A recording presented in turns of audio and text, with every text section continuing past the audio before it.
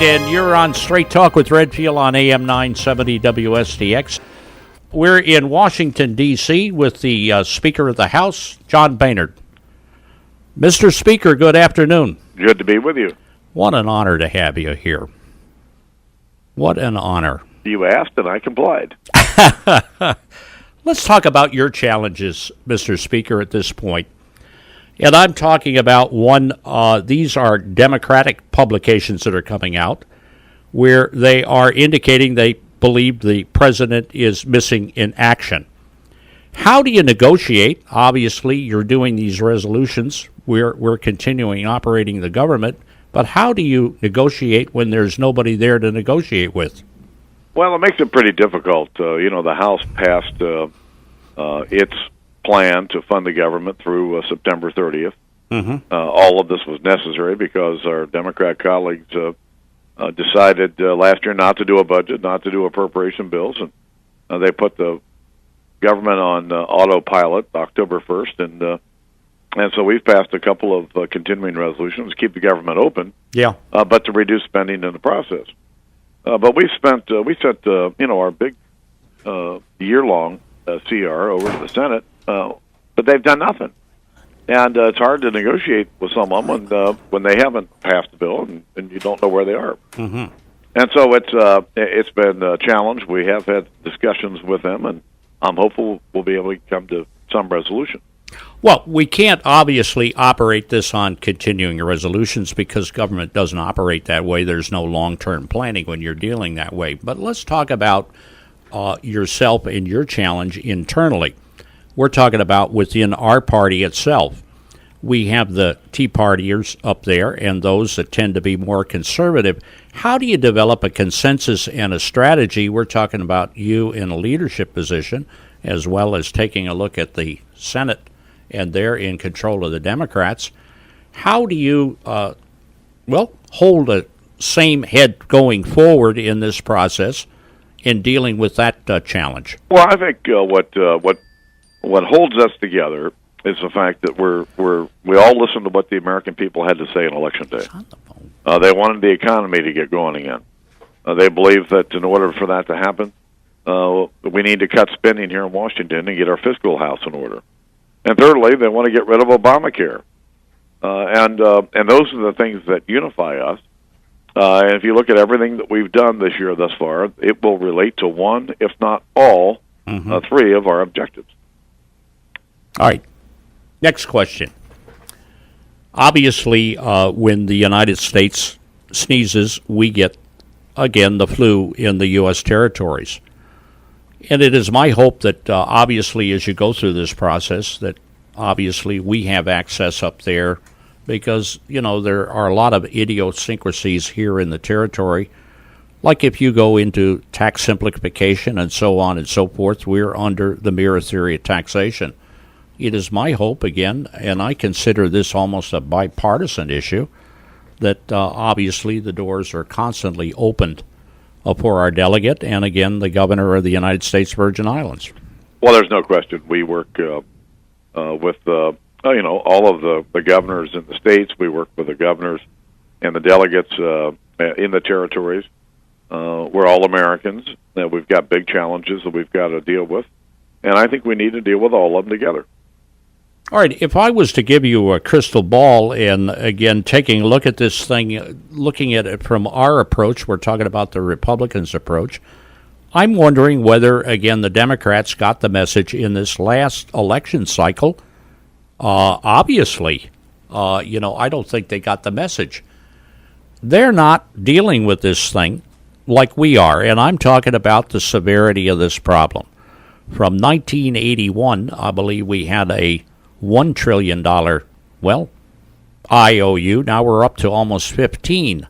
How do you deal with this when, in fact, anytime we've got to get tough on this and we've got to try our very best to get a balanced budget, we're pictured as insensitive? Where is the disconnect? Well, let's go back a year ago. The president set up a deficit reduction commission because he really didn't want to have to deal with the big challenges it faces. Right. And this deficit reduction commission he set up I appointed 3 of the 18 members. Mitch McConnell appointed 3. There were 12 members of the Congress on that. Mm-hmm. And this commission did a lot of really good work, and they worked really hard. And while I didn't agree with everything that they recommended, I thought they had a lot of good ideas. And the president submits his budget to the Congress about a month ago, and he didn't take one idea from his own deficit reduction commission, not one. And what happens around here is that, the next political campaign, Trump's doing the right thing. Mm-hmm. I've seen it happen time and time again. But it's time to deal with it. No more kicking the can down the road. No more whistling past the graveyard. It is time for us, as Americans, to deal with these big challenges that face us. And if he won't lead, we will. The last poll that came out of the Harris poll, 56% of those that were polled that thinks that jobs are the most important issue. 42% in that poll think cutting the budget. Aren't both of these issues, if you were to bury them, mean the same thing? In some cases, they do. I gave the president a letter a month ago signed by 150 economists that said if we were to cut spending now, mm-hmm. it would lead to a better environment for businesses to begin hiring again. This budget deficit this year, we're borrowing 40 cents of every dollar that we spend. That and the national debt are a cloud on business people and investors who we want to invest in our economy and to create jobs. And so it really is one and the same. Well, then why do you think they don't realize, and we're just talking about this like adults, we're talking about this is serious. I believe that the population in the United States firmly believes, because they understand that they can't operate their household like this, they do understand that this is probably the biggest challenge this nation has ever had, next to a war. This is a war, isn't it? It's a war on spending. Yes. And it has to be dealt with. Now, we're going to deal with it. And, the big drivers of the deficit and the debt are the big entitlement programs that are important to tens of millions of Americans. And we want to make sure that those programs are preserved. And when we start talking about dealing with Social Security and Medicare and Medicaid, I think the first thing that we ought to recognize is that no one that's 55 years or older is going to be affected by these at all. Correct. This is about those under 55, that we're going to have to make some changes in these programs so that they're sustainable for the long term. Because if we don't do anything, these programs will be gone. Do you think in your strategy, and again, obviously you have other folks that, you have to deal with within our party, should this be separated outside of the systemic problems that we're having with the budget? In other words, do you think we should deal with all of this at once? And what is your strategy, again, about with reference to the Republican caucus on this? Well, when you look at the entire budget, about one-third of it is discretionary spending. Right. Those things that we run the government, run programs. About two-thirds of the budget are entitlement programs. Mm-hmm. And I think we have to deal with all of them. Yes. We've got to control the discretionary side, but we need to make some changes so that the entitlement side is not on autopilot, that we deal with it responsibly. Yeah, but when you deal with it responsibly, no good deed goes unpunished. When you stand up to this, and I'm talking about those detractors that take the position that we're insensitive, how do we connect with the American public to understand, unless this is done, the very stability of this nation? And I'm going to take it a step even further to project U.S. foreign policy. If we're a broke nation, who the hell is going to listen to us? Well, nobody is. Well, why don't they understand this? Well, because they're speaking to a different audience than you and I think. Well, wait a minute. I think, Mr. Speaker, they really, if you take, 8 out of 10 Americans really understand this. And I mean, you may not want to talk about it, But I think they do understand it. Well, they understand there's a problem. Yes. But I don't think Americans understand how big the problem really is. And so the first step in this effort is to outline for the American people just how big a problem it is. The underfunding of Social Security, the underfunding of Medicare and Medicaid, and what it's doing to our nation. Once people begin to understand how big the problem is, then you can begin to talk about an array of possible solutions. And now that conversation, you can figure out what's doable. Do you think we're connecting? Because I keep hearing the rattle, rattle, rattle, and I'm not talking out of you. I'm talking about those that, again, like to think or burying their head in the sand. How do we as a party, and obviously there are some Democrats that agree with us as well, how do we finally get to the point where we reach critical mass and we do what we have to do? Well, I think it's a matter of courage. I didn't come to Congress because I wanted to be a congressman. I came here because I wanted to do something on behalf of my country. And I don't need to be the Speaker of the House because I needed some fancy title. Right. I wanted to be the Speaker so I could do something on behalf of my country. I'm dealing with this mounting and growing debt is the greatest threat to our future, and I'm going to deal with it, period. How do you get politicians to start thinking not to the next election, but the next generation? You know, it gets to be so comfortable up there that people like you that have the courage to do what you have to do, you're pictured as the bad guy. Well, why is it that those that are serving there, and our founders never intended to have folks just as professional politicians looking to the next generation? How do we clean that up? Well, I would describe this as leadership. Yes. And I've just left a meeting not too long ago with our 87 freshman members, and I can tell you that the vast majority of them understand that doing the right thing is why they're here, and I feel very confident that they're going to be there to support taking on these big challenges. But in the last resolution that just passed, am I correct? We had some 50-some that did not vote with us, right? And these are Republicans. Yeah, we had a disagreement, not over priorities or not over principles. Frankly, it was a squabble over tactics. Correct. And I'm proud of the fact that we kept the government open and were able to cut $6 billion in spending. And I don't understand why 50-some of my colleagues wanted to vote with Nancy Pelosi and oppose it. But isn't that the tightrope that you're on? Sometimes it is more difficult, again, when you get freshmen in there that feel they're coming in with a mandate, and they do have a mandate. Politics is the art of compromise. As an individual who is well seasoned in this, how do you get that message across that, you know, we don't want to win the battle, we want to win the war? How do you do that? And we're talking about you as a Speaker of the House. We're talking about you and you operating in that environment with the experience you have. How do you get the message across to our troops? Well, it takes a lot of listening.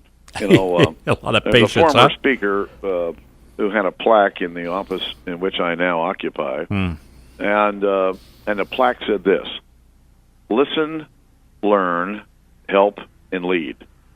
You know, it's a management formula, and so I've got to do a lot of listening to my colleagues, and once you listen, you begin to understand where they are, and then you've got to figure out, you know, how to unlock them, if you will, and help them get to where you want them to be.